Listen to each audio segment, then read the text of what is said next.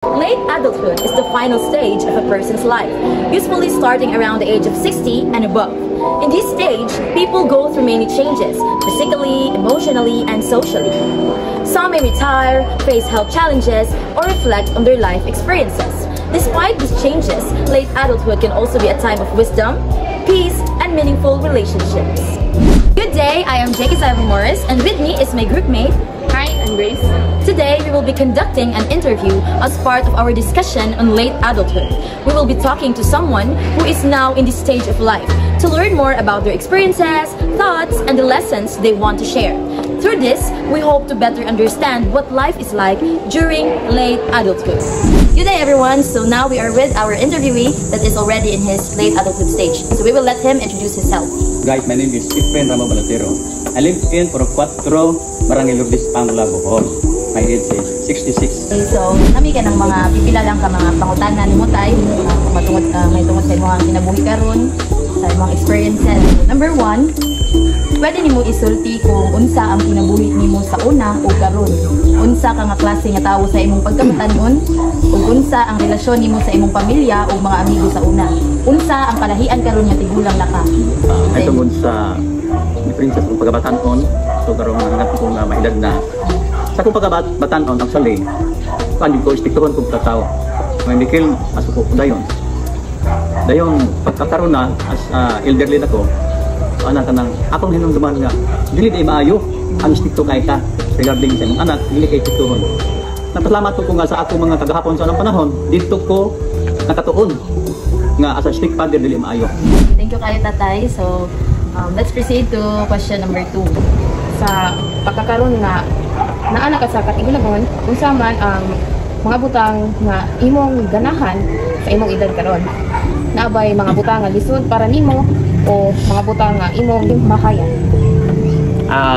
Sa akong pag-edad karon, ang mga butang nga akong ganahan kanang lifestyle, labi na sa pagkaon, kailan karon ako not more than karne kundi mga gulay, pagkaon mga gulay. Dayon sa akong di ganahan yun, kaya problema karon nga ganahan sa pagka-elderly, kaya elderly yun ko, kanga ako'y high blood ba? Mana nga, sahay, dili ko ka affiliate, ani akong trabaho sa sahay, babanon ko nila, init man, ko nga dili ko kaya ko ka high blood. Kaya tayo kaya yung elderly kita, nga naman, kaya daghantang sakit pation. Pero sa una panahon, 50, 60, wala. Pero pagkapunta ko 64, 65, tanong ko gibati. Unsa man mo tong mga ipangmahayan nimo sa una?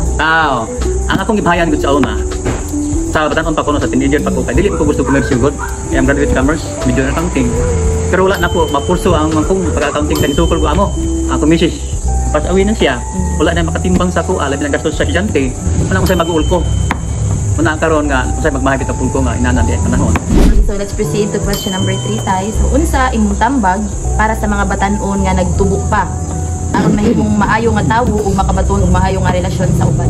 That is very good question. Sabi ni Magon, ang mga teenager karon gon, kani cellphone maayo. Pero ang paggamit sa cellphone ug dili maayo, malalo gid sila sa mga diyan to kalikayan nga mga pamaagi karon sa mga bangko. Labi na karon nga sus ang mga droga karon, ano pud droga ra bapon, gibaha akong droga ron. Muna nga ang batan-on pod, kinahanglan ta sila nga masunod gid sila sa kanang sugyod silang ginikanan.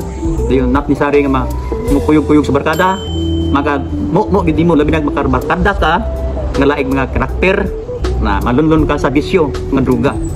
Kaya salamat tayo sa imong time nga gihatag sa mga daghang tugimig nakatunan yun. Okay. Salamat kayo tay. So mo ni si tatay. My friend Ramo Balatero. Efren. That ends our interview and presentation about late adulthood. Through this activity, we were able to understand the changes, challenges, and lessons that come with this stage of life. We've learned how a person's past and present experiences shape who they are and how emotional and social well-being remain important even in old age. Thank you for listening, and we hope you gained insights and appreciation for the late adulthood stage. Thank you. Goodbye.